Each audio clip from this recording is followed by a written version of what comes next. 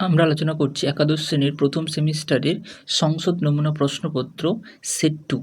আমরা আজকে আলোচনা করব প্রথম 20টির পর অর্থাৎ 21 নম্বর প্রশ্ন থেকে 40 নম্বর প্রশ্ন পর্যন্ত।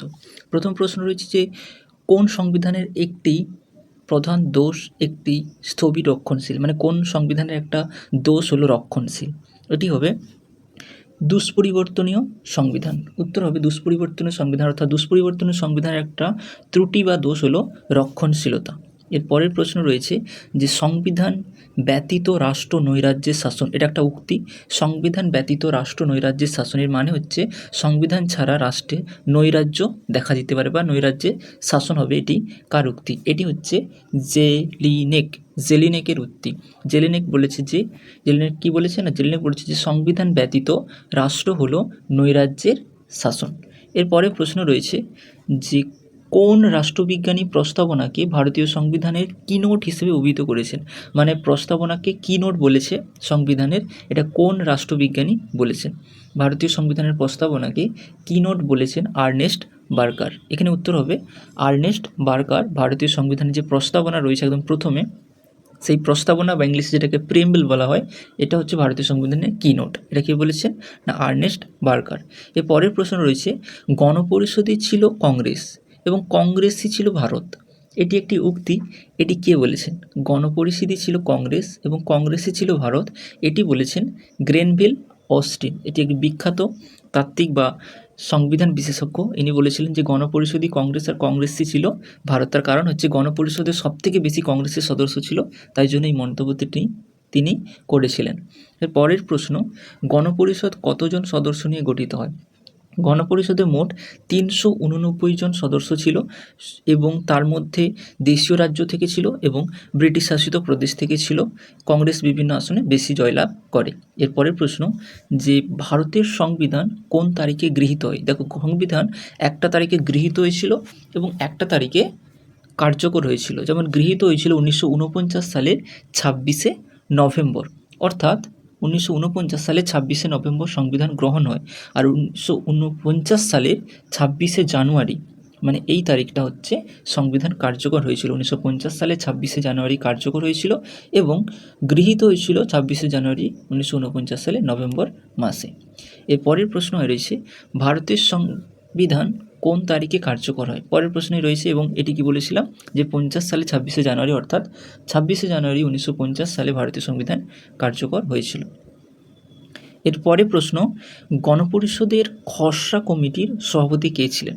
গণপরিষদ সংবিধান তৈরি করেছিল এবং গণপরিষদের মোট 8টি কমিটি ছিল। এই 8টি কমিটির মধ্যে একটি গুরুত্বপূর্ণ কমিটি হচ্ছে খসড়া কমিটি, যেটিকে ইংলিশে কি বলা হয় না ড্রাফটিং কমিটি। এই কমিটির সভাপতি ছিলেন বি.আর. আম্বেদকর এবং বি.আর. আম্বেদকর এই কমিটির সভাপতি হিসেবে গুরুত্বপূর্ণ ভূমিকা পালন করেছিলেন, তাই ইনি ভারতের সংবিধানের জনক নামে পরিচিত। এর পরের প্রশ্ন রয়েছে যে ভারতের সংবিধানের প্রস্তাবনায় ধর্মনিরপেক্ষ শব্দটি সংযোজিত হয় কততম সংবিধান সংশোধনে? প্রথমে মনে রাখতে হবে প্রস্তাবনা ভারতে মোট একবারই সংশোধন হয়েছিল, সেটি হয়েছিল 1976 সালে। 1976 সালে একবারই ভারতীয় সংবিধানের প্রস্তাবনা অর্থাৎ প্রিএম্বল সংশোধন হয়েছিল এবং এই সংশোধনটি 1976 সালে হয়েছিল 42তম সংবিধান সংশোধন এবং এই সময় মোট 3টে শব্দ সংবিধানের প্রস্তাবনায় যুক্ত হয়। 1 নম্বর হচ্ছে ধর্মনিরপেক্ষতা, 2 হচ্ছে সমাজতান্ত্রিকতা এবং 3 ছিল ইন্টিগ্রিটি বা ঐক্য। এই 3টে শব্দ প্রস্তাবনাতে যুক্ত হয়েছিল 1976 সালে 42তম সংবিধান সংশোধনের মাধ্যমে। এরপরে রয়েছে ভারতের সংবিধানে নির্দেশমূলক নীতিসমূহ যে দেশের সংবিধান অনুসরণে গৃহীত। অর্থাৎ এখানে প্রশ্ন বলেছে যে ডিপিএসপি অর্থাৎ directive principle of state policy বা নির্দেশমূলক নীতি, এই যে নির্দেশমূলক নীতিটি কোন সংবিধান থেকে নেওয়া হয়েছে? এটি নেওয়া হয়েছে আয়ারল্যান্ড থেকে। এটি অত্যন্ত গুরুত্বপূর্ণ প্রশ্ন।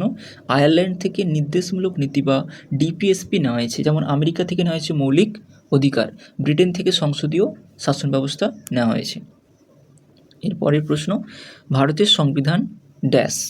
ভারতের সংবিধান সুপরিবর্তনীয়, দুষ্পরিবর্তনীয়, আংশিক সুপরিবর্তনীয় না আংশিক সুপরিবর্তনীয় আংশিক দুষ্পরিবর্তনীয়? এর উত্তর হবে যে ভারতের সংবিধান হলো আংশিক সুপরিবর্তনীয় এবং আংশিক দুষ্পরিবর্তনীয়, অর্থাৎ ভারতীয় সংবিধানের কিছু কিছু আইন আছে খুব সহজেই সাধারণ সংখ্যাগরিষ্ঠতার ভিত্তিতে পরিবর্তন করা যায়, আবার কিছু কিছু আইন রয়েছে যেগুলি সহজে পরিবর্তন করা যায় না, বিশেষ সংখ্যাগরিষ্ঠতার প্রয়োজন হয়। এরপরের প্রশ্ন, শাসন ও আইন বিভাগের মধ্যে ঘনিষ্ঠ সম্পর্ক রয়েছে কোন শাসন ব্যবস্থায়? অর্থাৎ কোন শাসন ব্যবস্থায় শাসন বিভাগ এবং আইন বিভাগের মধ্যে ক্লোজ রিলেশন দেখা যায়? এটি হচ্ছে সংসদীয় শাসন ব্যবস্থায়, যেমন ব্রিটেনে রয়েছে, এবং এই ব্রিটেনে যেমন শাসন ব্যবস্থা রয়েছে সংসদীয়, ঠিক তেমনি ভারতবর্ষেও সংসদীয় শাসন ব্যবস্থা রয়েছে। এরপরের প্রশ্ন, সংবিধানের প্রাধান্য যে সংবিধান শাসন ব্যবস্থার এক গুরুত্বপূর্ণ বৈশিষ্ট্য। এখানে বলছে সংবিধানের প্রাধান্য কোন শাসন ব্যবস্থায় দেখা যায়, অর্থাৎ সংবিধান প্রাধান্য পায় কোন শাসন ব্যবস্থায়? এটা হলো যুক্তরাষ্ট্রীয় শাসন ব্যবস্থায়, কারণ যুক্তরাষ্ট্রীয় শাসন ব্যবস্থায় সংবিধান হয় সাধারণত লিখিত, এবং এখানে সংবিধানই সর্বোচ্চ শাসন ক্ষমতার অধিকারী, অর্থাৎ সংবিধানেই সব কিছু লেখা থাকে। এর পরের প্রশ্ন, যে যুক্তরাষ্ট্রীয় শাসন ব্যবস্থায় থাকে এককেন্দ্রিক সরকার, রাজ্য সরকার, আঞ্চলিক সরকার, না কেন্দ্র ও রাজ্য উভয় সরকার? অর্থাৎ এখানে বলছে যে যুক্তরাষ্ট্রীয় শাসন ব্যবস্থা মানে কি? যুক্তরাষ্ট্রীয় শাসন ব্যবস্থা হচ্ছে একটি দেশে দুটো সরকার থাকবে, একটি কেন্দ্রীয় সরকার, একটি রাজ্য সরকার, ঠিক যেমন আমেরিকায় থাকে, কানাডায় থাকে, ভারতেও দুটো শাসন ব্যবস্থা থাকে, কিন্তু ভারতে কেন্দ্রের শাসন ক্ষমতা সব থেকে বেশি, তাই জন্য ভারতকে পুরোপুরি যুক্তরাষ্ট্র বলা হয় না, ভারতকে বলা হয় আধা যুক্তরাষ্ট্র বা কোয়াসি ফেডারেল, এবং কোয়াসি ফেডারেল এই শব্দটা ইউজ করেছিলেন কেসি হোয়ার। এরপরের প্রশ্ন, ভারতের যুক্তরাষ্ট্রীয় বিচার ব্যবস্থা যার রক্ষাকর্তা অভিভাবক। অর্থাৎ ভারতীয় যুক্তরাষ্ট্রীয় ও বিচার ব্যবস্থা যার রক্ষাকর্তা অভিভাবক সেটা হচ্ছে ভারতের সংবিধান। অর্থাৎ এই যে যুক্তরাষ্ট্রীয় ব্যবস্থা রয়েছে, এই যুক্তরাষ্ট্রীয় ব্যবস্থাকে রক্ষা করে বা প্রোটেক্ট করে সেটা হচ্ছে ভারতের সংবিধান। এরপরের প্রশ্ন, নাগরিকদের ভোগের জন্য ভারতীয় সংবিধানে মোট কয়টি মৌলিক অধিকার রয়েছে? প্রথমে আমাদের জানতে হবে যে মৌলিক অধিকার মানে ফান্ডামেন্টাল রাইটস, আর ফান্ডামেন্টাল রাইটস রয়েছে ভারতীয় সংবিধানের পার্ট 3-তে। পার্ট 2-তে কী রয়েছে? পার্ট 2-তে রয়েছে নাগরিকতা বা সিটিজেনশিপ, আর পার্ট 3-তে রয়েছে ফান্ডামেন্টাল রাইটস। এবং এই পার্ট 3-তে যে ফান্ডামেন্টাল রাইটস রয়েছে সেটি 12 থেকে 35 নম্বর ধারা পর্যন্ত। এই ফান্ডামেন্টাল রাইটস কতগুলো রয়েছে? বর্তমানে ফান্ডামেন্টাল রাইটস রয়েছে 6টি, কিন্তু যখন সংবিধান তৈরি হচ্ছিল তখন ফান্ডামেন্টাল রাইটস 7টি ছিল, পরবর্তীকালে সম্পত্তির অধিকার বাতিল হয়ে যায়, তাই বর্তমানে সম্পত্তির অধিকার আর ফান্ডামেন্টাল রাইটস বা মৌলিক অধিকার নেই, তাই বর্তমানে মৌলিক অধিকার 6টি। এরপরের প্রশ্ন, ভারতীয় সংবিধানের কোন অংশে মৌলিক অধিকার নিয়ে আলোচনা করা হয়েছে? আমি আগের প্রশ্নেতে আলোচনা করলাম যে মৌলিক অধিকার আলোচনা করা হয়েছে পার্ট 3-তে, অর্থাৎ তৃতীয় অংশে, আর পার্ট 2-তে আলোচনা করা হয়েছে নাগরিকতা, আর চতুর্থ অংশে আলোচনা করা হয়েছে ডিপিএসপি বা নির্দেশমূলক নীতি, পঞ্চম অংশে কেন্দ্রীয় সব বিভাগ আলোচনা করা হয়েছে, আর ষষ্ঠ অংশে সব রাজ্যের বিভাগসমূহ আলোচনা করা হয়েছে। এর পরের প্রশ্ন, ভারতীয় সংবিধানের কোন অংশে মৌলিক অধিকার নিয়ে আলোচনা করা হয়েছে? এর পরের প্রশ্ন, ভারতের সংবিধানে শিক্ষার অধিকার হলো ড্যাশ।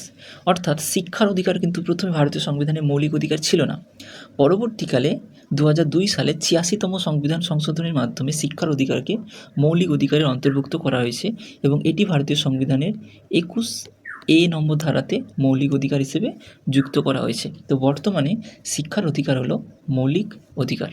এর পরের প্রশ্ন রয়েছে, দলত্যাগ বিরোধী বিল পাস হয় কত সালে? অর্থাৎ ভারতের রাজনীতিতে একসময় ছিল প্রত্যেকটা রাজনৈতিক নেতা দল পরিবর্তন করতো, এখনও করে, কিন্তু সেই সময় বেশি চলছিল, এবং সেই সময়কালটাকে বলা হতো আয়ারাম গেয়ারাম, মানে বিভিন্ন নেতা এদিক ওদিক হচ্ছিল। সেই সময় প্রধানমন্ত্রী ছিলেন রাজীব গান্ধী, এবং তার সময়কালে 1985 সালে দলত্যাগ বিরোধী আইন অর্থাৎ anti defection law bill pass হয়েছিল, এবং এটি আইনে পরিণত হয় পরবর্তীকালে, এবং এটি ভারতীয় সংবিধানের যে শিডিউল রয়েছে 10 নম্বর শিডিউল এটিই আছে। এরপরের প্রশ্ন, যে 61তম সংবিধান সংশোধনের মাধ্যমে ভারতে ভোট দানের বয়স কমিয়ে কত করা হয়? অর্থাৎ সংবিধান যখন রচনা হয় তখন ভারতীয় নাগরিকদের ভোটাধিকার যে ছিল সেটি 21 বছর হলে ভোটাধিকার পাওয়া যেত, কিন্তু বর্তমানে এটি 18 বছর করা হয়েছে, এবং এটি করা হয়েছিল 1988 সালে 61তম সংবিধান সংশোধনের মাধ্যমে।